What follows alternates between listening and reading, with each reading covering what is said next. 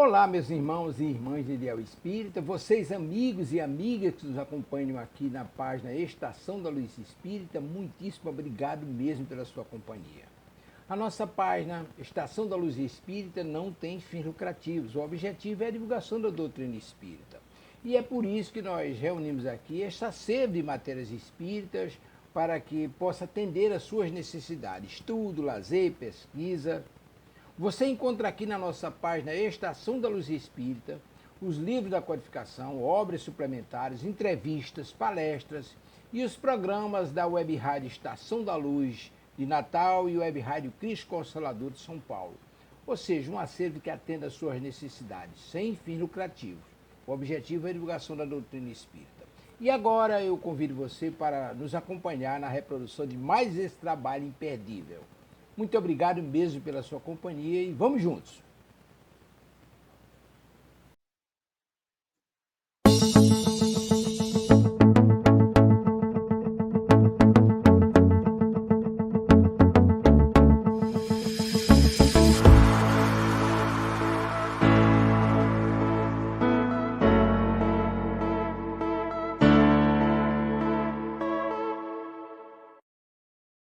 Boa noite, sejam todos bem-vindos a mais um programa Web Rádio Cristo Consolador.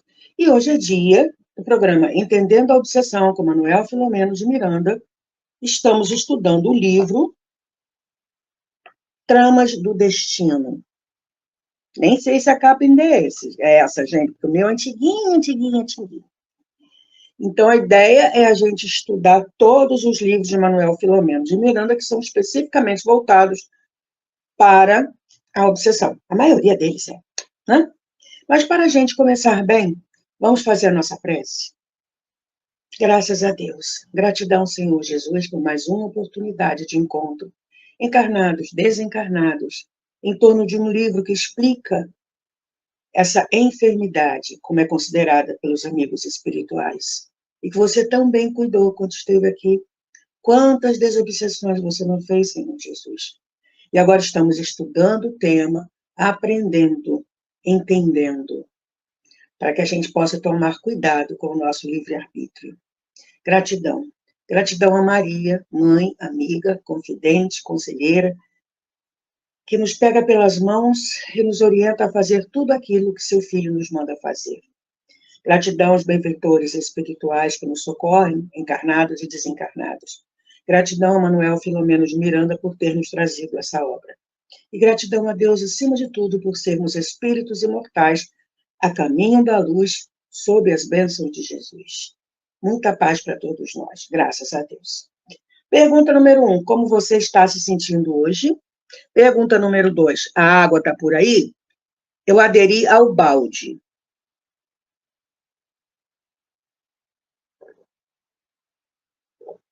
Então, vamos lá. Nós paramos num capítulo em que houve um encontro no plano espiritual, as pessoas acordaram, foi Rafael, foi a esposa, Artemis, foi o Cândido, o enfermeiro, Alessandra, nananana. E Rafael acordou se lembrando, o Cândido também, Artemis, Ermelinda também, todo mundo se lembrando do que aconteceu, porque foi um sonho, todo mundo teve mais ou menos parecido. Tá.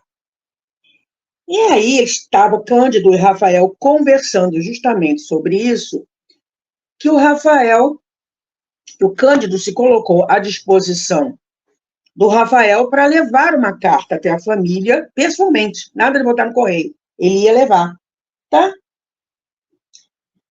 E aí, por que não falar, né? Ele falou com o Rafael, por que você não toca assim delicadamente no termo espiritismo e tal? E o senhor Rafael refletiu por alguns momentos e, animado por súbito entusiasmo, exclamou: bravos, a ideia me parece acertada. Não há por que adiar mais um momento e é melhor agora, antes que tardiamente. Irei escrever a Artemis e lhe darei ciência dos seus cuidados para comigo, conforme já lhe narrei antes. Não, isso não. Não admito. Não me interrompa, homem. E nesses cuidados, o bem que você me fez, colocando-me na alma, em sombras e dores, a luz do Evangelho e o medicamento da fé restauradora da paz. Bem, sob esse aspecto é interessante, porque a predisporá a ouvir-me com mais descontração e interesse. Prepare a correspondência, que pretendo levar no próximo domingo. Era outubro, e a temperatura em elevação ainda agradável matizava a vegetação circunjacente, espocando em fortes tons, em flores tropicais, numa verdadeira moldura de beleza, completando a obra de nosso Pai. Aí me lembrei aqui, ou me lembraram aqui, de um dos poemas de Jesus Gonçalves,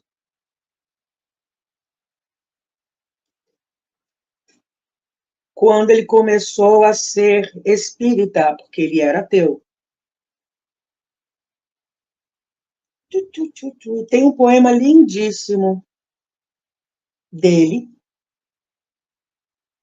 o poeta de Pirapitingui é onde ele estava, no nosocômio, né, para rancenianos, a colônia para rancenianos.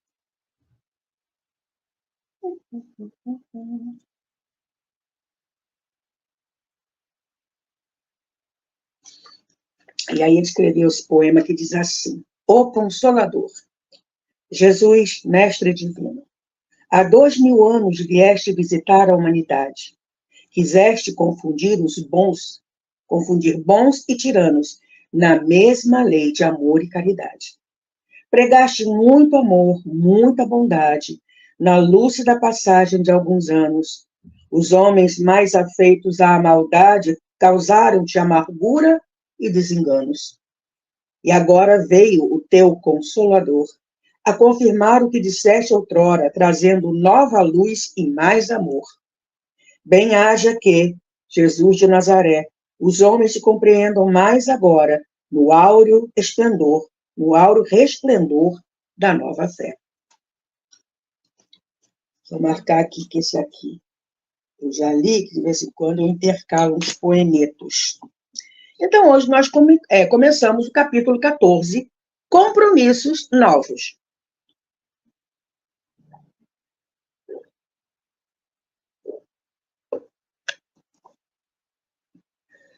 O domingo radioso era um convite à alegria. Lembra que o Cândido combinou de levar a carta lá no domingo, na casa dele lá. Um convite à alegria, à gratidão. A festa de luz penetrava a alma, iriando-a com famosas fulgurações interiores. Outubro é um mês muito querido para os espiritistas, ou espíritas, é a mesma coisa. Afiançaram o enfermeiro ao senhor Rafael. Nele ocorreram o nascimento de Allan Kardec e o Auto de Fé em Barcelona, né? O Auto de Fé teve lugar em Barcelona, Espanha, a 9/10/1861, quando foram queimados em praça pública 300 volumes de obras e opúsculos espíritas, tremendo atentado que comoveu a opinião pública da cidade, do país e do mundo, e foi o melhor marketing que os opositores podiam fazer em favor da doutrina espírita. Os espíritas até passaram com Kardec. Porque tinha gente que pegava assim, peraí, dá para ler um pedaço aqui.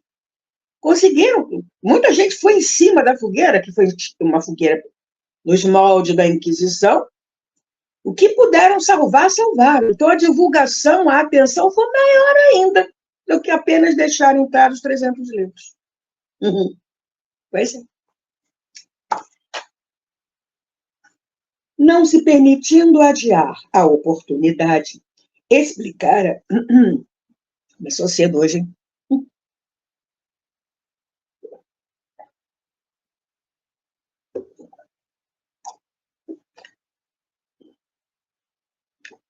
Soluço. Vamos lá. Não se permitindo adiar a oportunidade, explicara com mais detalhes ao estudante das verdades espirituais os dois acontecimentos, marcos históricos dos tempos novos, instruindo-o com acendrado interesse a respeito da história do Espiritismo. E tem um livro sobre Dona Ivone chamado O Voo de uma Alma, em que o bispo lá que fez o auto de fé, desencarnou, deu mensagem na Sociedade Espírita de Paris, profundamente arrependido, e depois reencarnou onde? Brasil, Zil, mais especificamente em Minas Gerais, ou Terra. Mas eu não vou dar spoiler, não. Procurem, é sobre a vida de Dona Ivone. O Voo de uma Alma. Continuando aqui. Desse modo, logo cedo, evocando a figura ímpar do codificador na prece matinal, exorou a proteção dos numes tutelares para a família Ferguson, que deveria visitar. À tarde, fazendo-se acompanhar da esposa, Dona Clarice, demandou o lar do amigo, consciente da tarefa que deveria desenvolver. Os familiares Ferguson receberam os visitantes cordialmente com manifestas expressões de contentamento. A satisfação por colher notícias e impressões mais diretamente quanto ao estado de saúde e de espírito referente ao esposo repletou Dona Artemis de felicidade. Cândido, com a delicadeza que lhe era habitual, entreteceu considerações assinaladas pelo bom humor e asseverou ser aquele um excelente período de que desfrutava o enfermo querido. Narrou, sem artificialismos nem falsa modéstia, os esforços envidados junto a ele, no sentido de aliviá-lo das cargas de animosidade dos conflitos que o mortificavam, concluindo por asseverar que o iniciara no estudo e na meditação da consoladora doutrina dos Espíritos. Com pausada e clara voz, explicou qual a finalidade precípua do Espiritismo no contingente da reforma moral do indivíduo e na sua real posição perante a vida.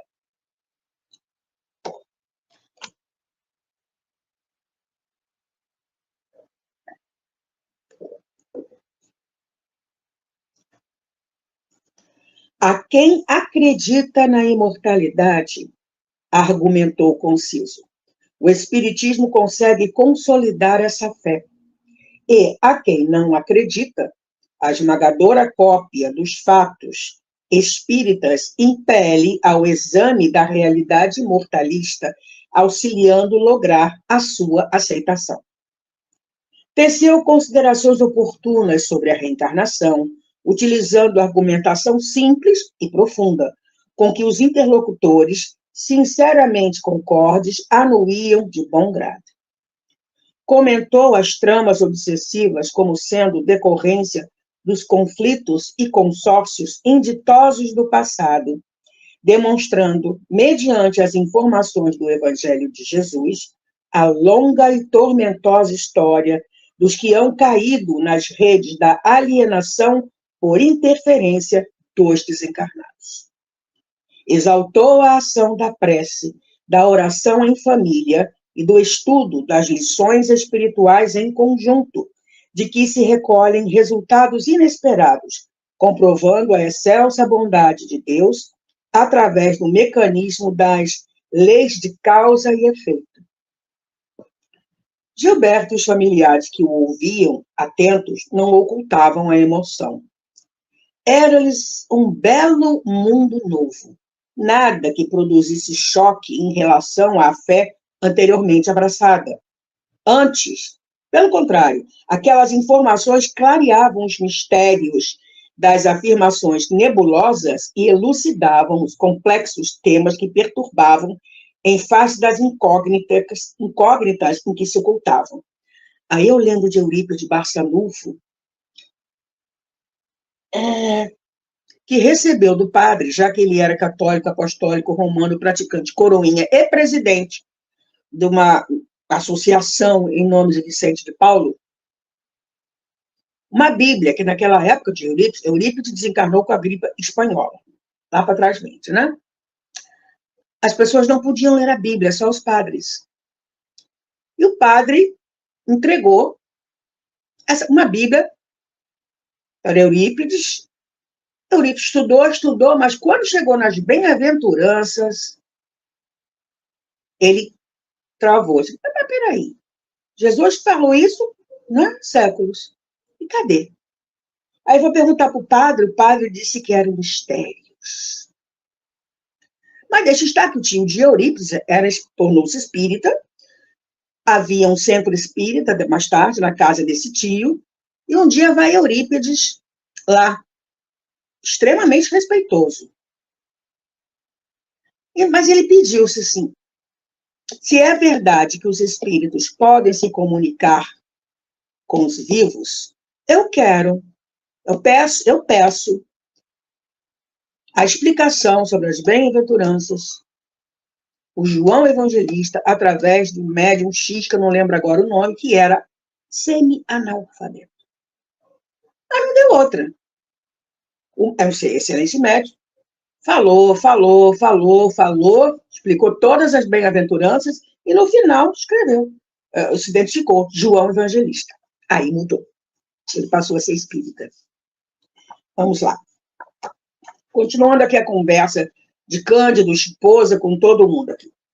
A palestra, muito agradável. Não, pulei. É aqui. Já estou lá na frente. Não, tá certo. Antes, pelo contrário, aquelas informações clareavam os mistérios das afirmações nebulosas e elucidavam os complexos temas que perturbavam em face das incógnitas que se ocultavam, em que se ocultavam os mistérios.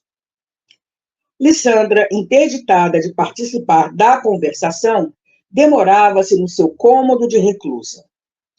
A palestra, muito agradável, vez que outra suscitava em Dona Clarice alguma complementação, como decorrência da sua experiência e dos benefícios pessoais granjeados no Espiritismo.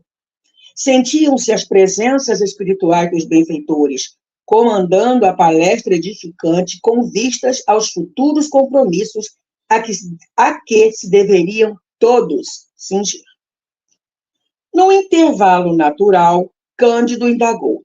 Sem desejar ser indiscreto, como passa a Lissandra? Embaraçante, ligeiramente, a genitora respondeu que a jovem prosseguia indisposta em virtude de velho problema psíquico que a atormentava. Por essa razão, ali não se encontrava participando da conversação edificante. Nesse exato instante, ouviu-se um baque surdo, precedido por um grito. Deus meu, é minha filha, dê-me licença.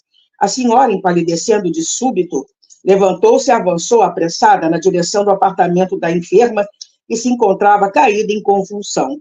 Os esfíncteres da uretra, ao impacto do choque nervoso, relaxaram-se, produzindo abundante micção. Dona Artemis ajoelhou-se, procurando ampará-la durante a crise, e ouviu-a pronunciar nitidamente o nome Hermínio, conforme informara Ermelinda. É o nome do espírito que a obsedia. O olhar desgazeado, o rosto com manchas arroxeadas, os gemidos e a consequente prostração sucederam-se como de hábito. A cunhada veio em pós e ajudou-a a colocar Lissandra no leito. Todos estavam constrangidos ante o acontecimento inesperado.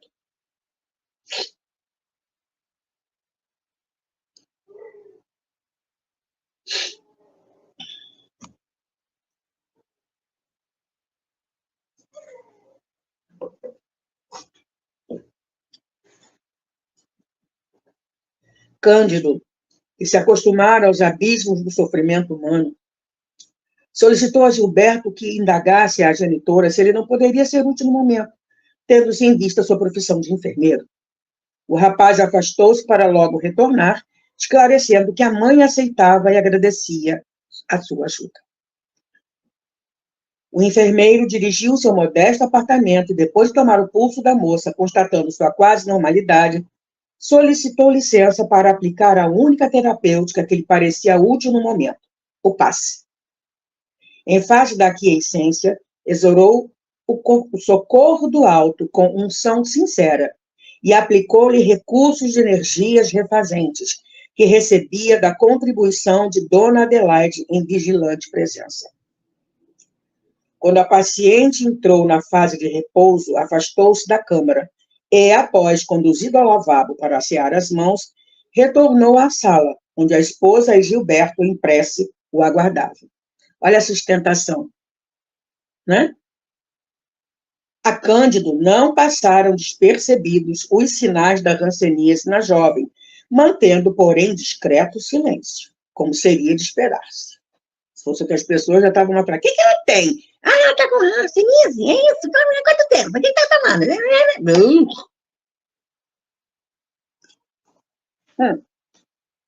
Porque preconceito ainda existe, e é forte. Perdoem-nos a cena desagradável, solicitou a senhora Ferguson, compreensivelmente perturbada. Isto não é comum. Aliás, as crises têm estado menos violentas. Esta foi uma das mais graves.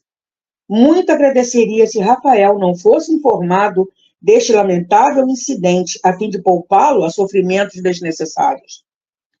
Muito ao contrário, atalhou a Cândido. Esta foi uma providencial interferência, porque assim poderemos materializar os conceitos há pouco azarados, em ação espiritual. Esteja tranquila e permaneça como se nada houvesse acontecido. Felizmente, ela não se machucou. Com alguma hesitação, a senhora prosseguiu. Lisandra contraiu também a ranceníase. Graças a Deus e à bondade do Dr. Armando Passos, que foi modificado pela dor, que ele não era tão bonzinho assim, não, que nos tem sido verdadeiro benfeitor, prossegue em tratamento no lar, embora isolada, convivendo apenas comigo, e esporadicamente, como agora, recebendo ajuda de Ermelinda.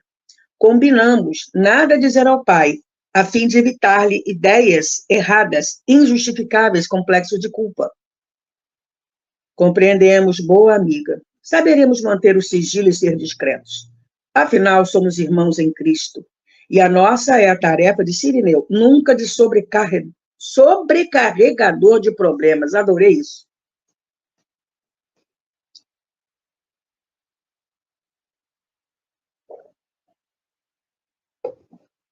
A doutrina está lá para ajudar. E não para jogar mais peso nas costas das pessoas. Precisa não, né?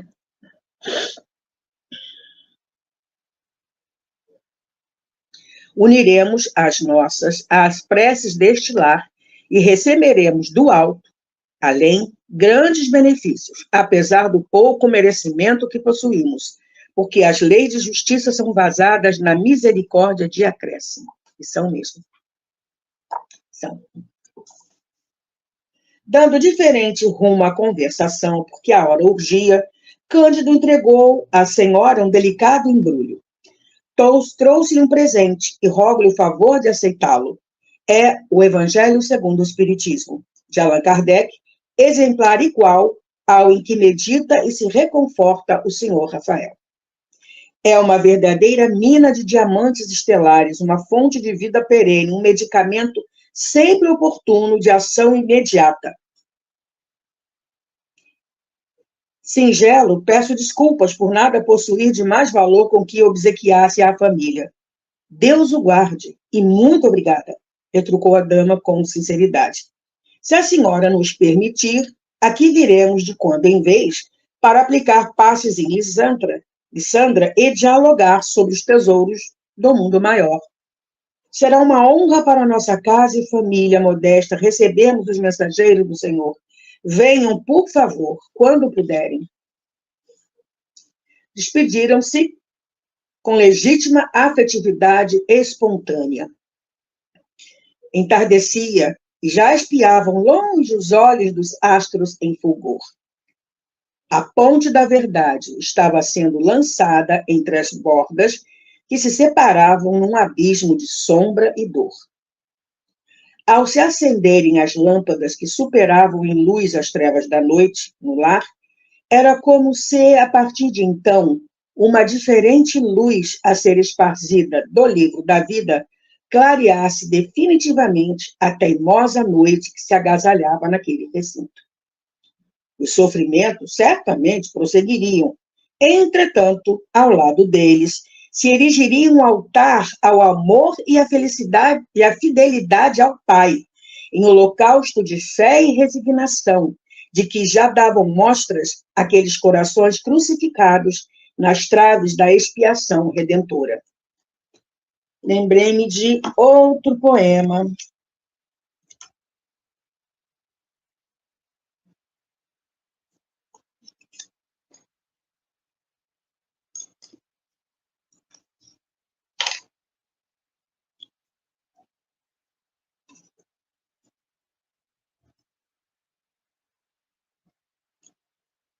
Me deem 2 minutinhos.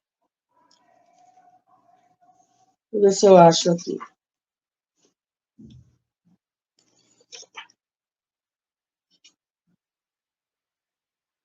Aqui. Falta. Eu já até li em programas anteriores sobre esse livro, mas me permitam ler de novo. É lindo. Hosana, eu já encontrei o grande bem em cuja busca fui judeu errante. É o facho luminoso que contém a luz que me ilumina a todo instante. E ele está na vida e mais adiante, dentro da morte, nas mansões do além. Está no amor, está na fé, perante os 2 altares que esta vida tem. Pois nem a vida é sonho e a morte o nada. O amor é luz, a fé o santo meio de tornar esta luta compensada. Por isso eu sigo, nos caminhos meus, a procurar em tudo quanto creio a coisa que faltava e que era Deus. Em outro poema intitulado Afinal, em luta tenebrosa eu me batia, julgado por mim mesmo um pária errante. Uma nefasta, atroz melancolia tomava as rédeas do meu ser pensante.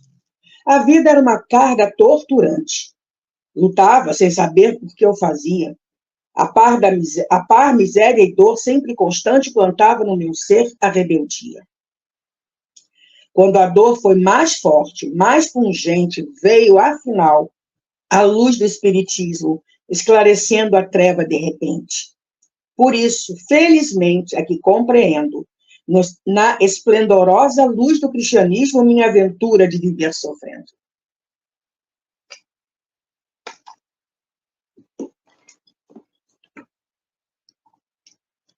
Oxalá se acendam as claridades do Evangelho nos lares e nos corações, ensejando-se às criaturas os compromissos sempre novos da caridade e do bem, com que a terra se converterá em morada da felicidade e da paz.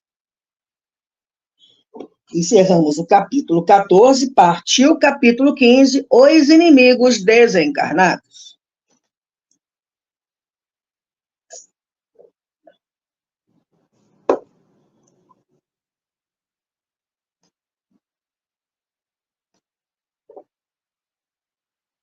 Um hálito renovador perpassava, então, no lar Ferguson. Perfeitamente concorde, o senhor Rafael recebeu contínuas informações do enfermeiro, que agora frequentava com relativa assiduidade a residência da família. É evidente que Cândido mantivera o sigilo da referência à enfermidade de Lissandra.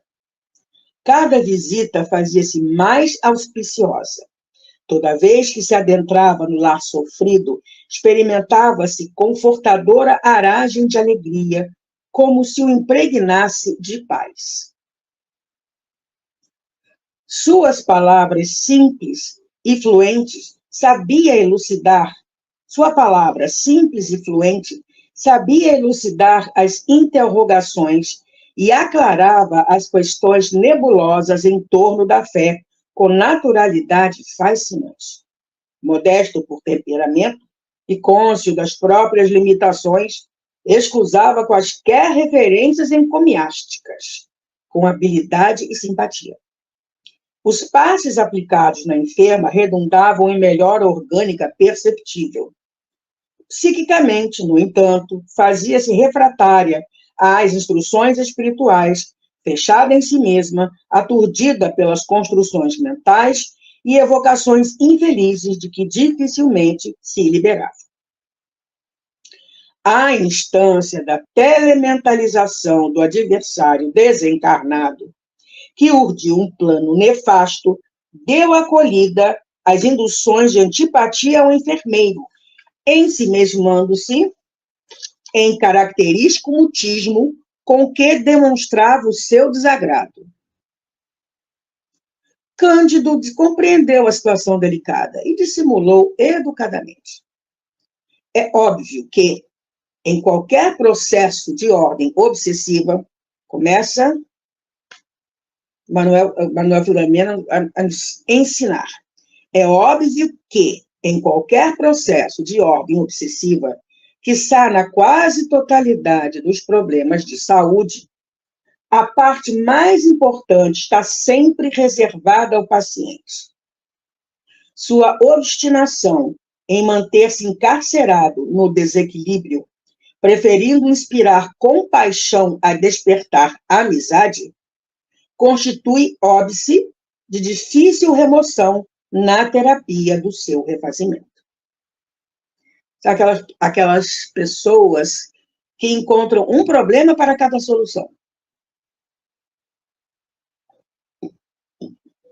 Embora a manobra hábil do inditoso perseguidor, os demais familiares, inclusive Gilberto, encontraram na doutrina espírita um fulgurante luzeiro que passaram a estimar, beneficiando-se da sua claridade.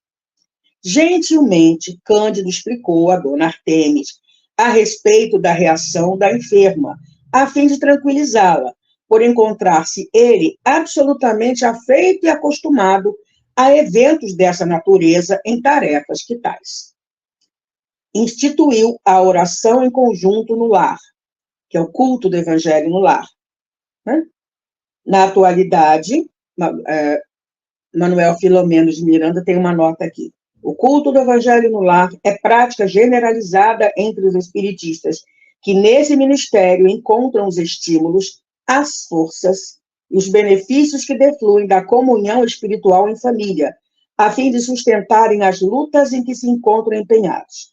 Em tal ministério, as comunicações espirituais devem ocorrer raramente, com objetivos elevados. A maioria das vezes não ocorre, não há essa necessidade. Na época de Manuel Filomeno de Miranda, ainda aparecia uma comunicação durante o culto no lar. Tá? Ah, mas eu sou sozinho. Faz sozinho. Não tem equipe? Tem equipe. Os amigos espirituais vão comparecer da mesma forma. Minha família não quer. Faz você sozinho. Ou sozinha. Não tem o menor problema. Vamos fazendo.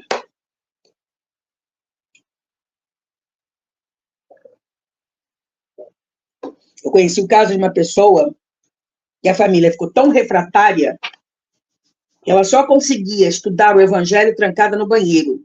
Agora, pergunta se ela deixou de estudar o Evangelho. Não. É no banheiro? Vamos para o banheiro.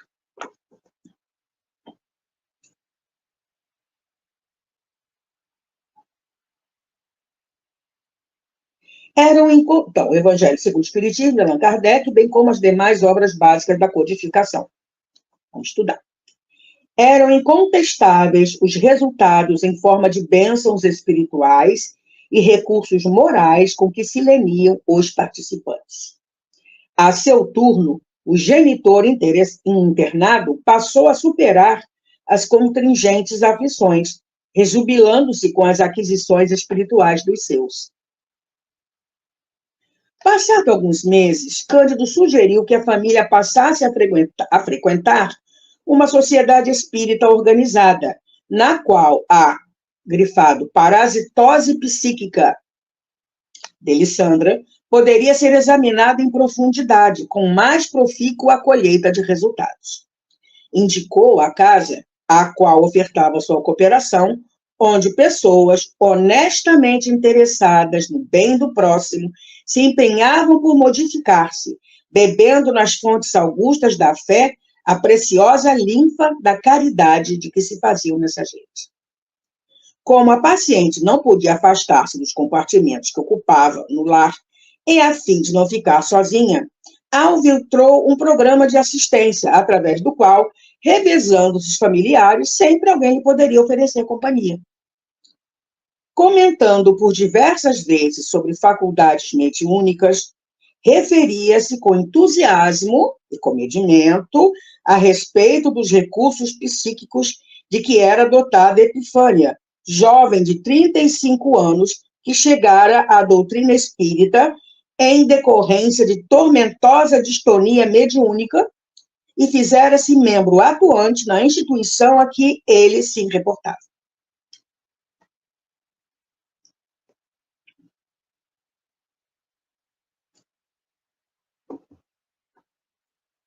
Após descobrir os filões auríferos, ouro, da mensagem da terceira revelação, entregara-se com afinco e fervor ao ministério do socorro espiritista, tornando-se verdadeira missionária do bem e do amor a que se ofertava até a exaustão. Na simplicidade e jovialidade que a caracterizavam, na alegria de viver e nos embates que travava para manter-se equilibrada, não admitia ser tida além de irmã da necessidade e companheira dos sofredores. Aí a gente pensa assim, que espírita é santo, é ruim. Reconhece o verdadeiro espírita, né, pelos esforços que faz para domar as suas más inclinações. Elas continuam lá, mas está ali no cabresto curto. Não, você não vai. E se uma escapulir, vai atrás, pega de volta e aperta ainda mais o nó do cabresto. É isso. Não chegava a ser um tipo de beleza. Sua juventude e simpatia contagiantes cativavam quantos dela se acercassem. Jamais a ouviram queixar-se. Eita!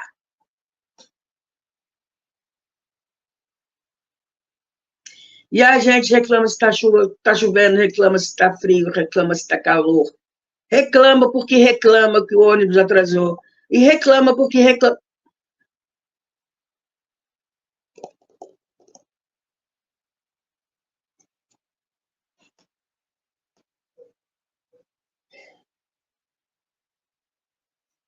Sua boca se abria somente para ajudar e agradecer ao Senhor. Possuía invariavelmente escusa para um faltoso, justificativa para alguém em erro, expressão cordial para quem se debatia em conflitos. Gente, quando eu crescer, eu quero ser assim. Acho que daqui umas 2 ou 3 encadernações eu vou conseguir. Sempre uma desculpa para alguém que cometeu uma falta, uma justificativa para alguém que errou, sempre cordial para quem está passando por problemas. Gente do céu! O seu labor era, sem dúvida, um mediunato. Vamos lembrar de Chico Xavier? Mandato mediúnico. Ele alcançou. Isto é, uma alta posição meritória de que desfrutava graças ao sacrifício e à abnegação no exercício da mediunidade. Uma frase de Chico Xavier. Eu sinto prazer em ser médium. Eu gosto de ser médium.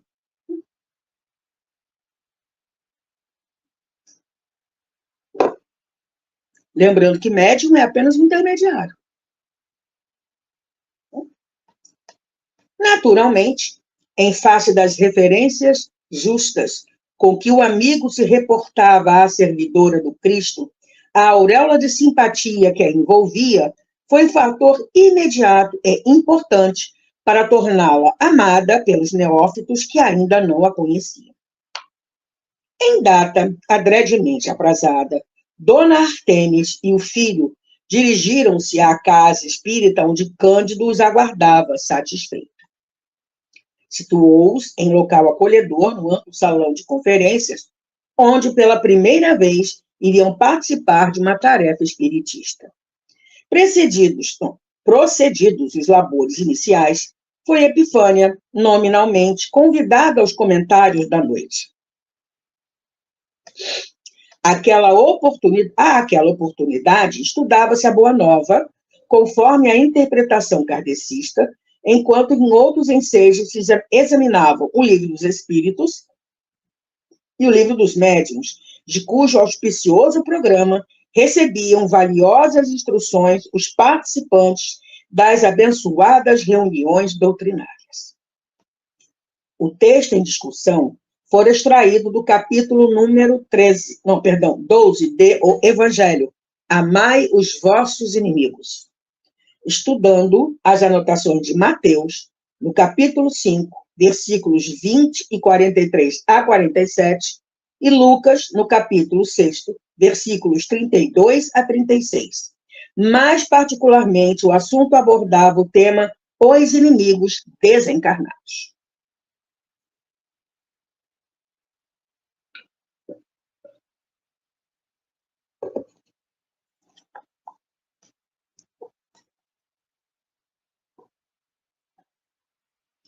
Após comentar quanto à indestrutibilidade do princípio espiritual que anima a vida em todas as suas expressões, detendo-se com mais especiais cuidados no que se refere ao espírito humano, era visível a transfiguração que nela se operava a pouco e pouco. Sem perder a mansuetude, o metal de voz modificou-se, a expressão da face aureolou-se de diáfana beleza e os olhos tornaram-se luminosos. O conhecimento da vida espiritual, asseverou a entidade que a inspirava em delicado fenômeno psicofônico, representa a valiosa aquisição para a responsabilidade e a ascensão do indivíduo. Não sendo a morte outra coisa senão um instrumento da vida estuante em toda parte, a desencarnação não anula nem simplifica as dificuldades.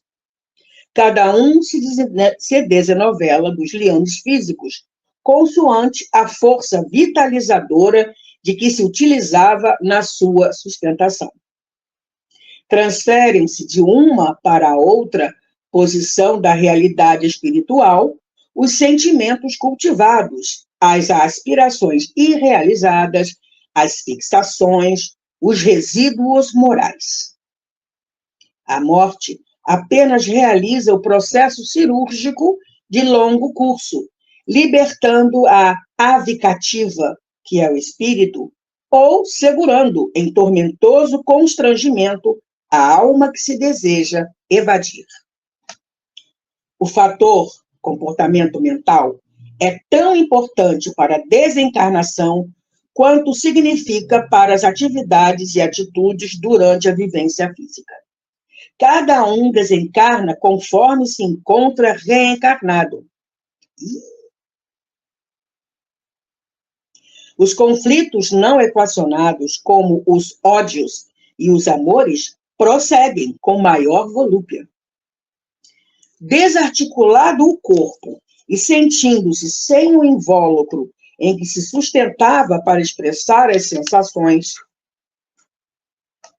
o recém-desencarnado em alucinação experimenta o impositivo das cargas magnéticas da matéria e acompanha-lhe a desintegração, experimentando toda a decomposição do corpo, como se ela estivesse ocorrendo nas fibras mais íntimas da sua organização espiritual.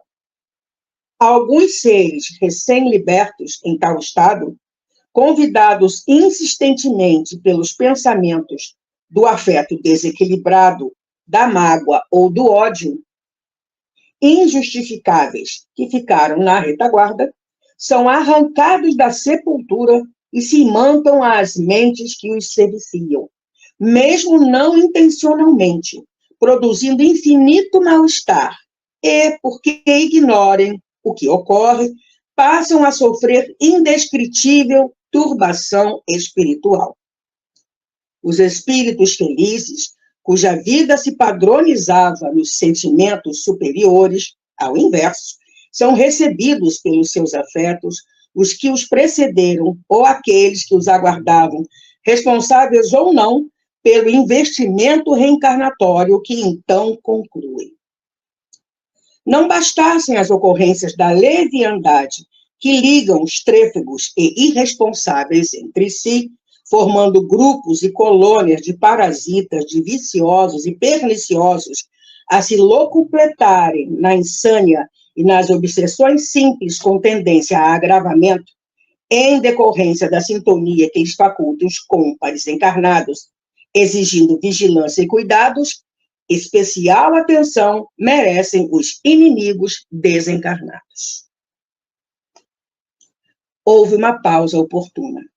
Os ouvintes atentos, sinceramente interessados, aguardavam o prosseguimento da lição, enquanto Dona Artemis exultava, indagando-se como pudera obstinar-se em adiar o momento de travar contato com o Espiritismo.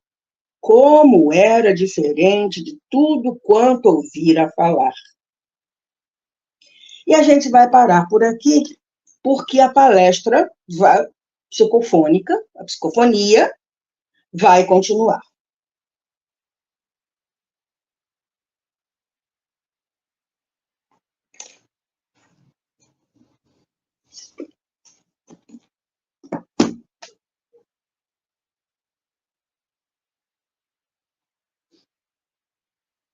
Produção, alguém para eu dar oi ou partiu prece?